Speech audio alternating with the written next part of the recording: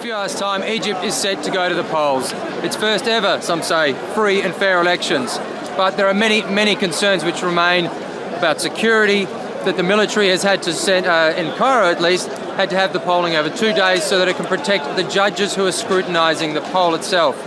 Some fear that women will not come out to the polls because of the fears of security, and therefore it will not be a legitimate election, that the parliament will not be a legitimate representation of those voting.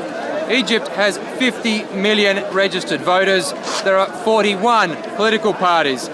This is quite an incredible and complex election. It's going to be held over 12 weeks. There's going to be, 4 months. There's going to be 3 votes for the lower house in different districts across Egypt. There's going to be 3 votes for the upper house across Egypt.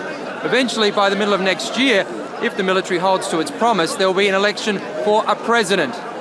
This Constituent Assembly, the lower house that is, 498 members, 1/3 of them will be voted for directly, 2/3 will be party lists.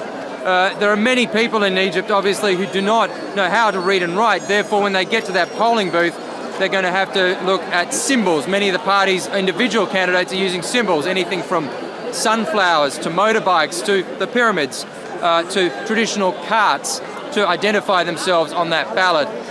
It's been an incredibly complex voting system. It's an incredibly chaotic time here in Egypt. Many are hoping that these elections will go off without a hitch, and that in 3 months, 4 months' time, they will have a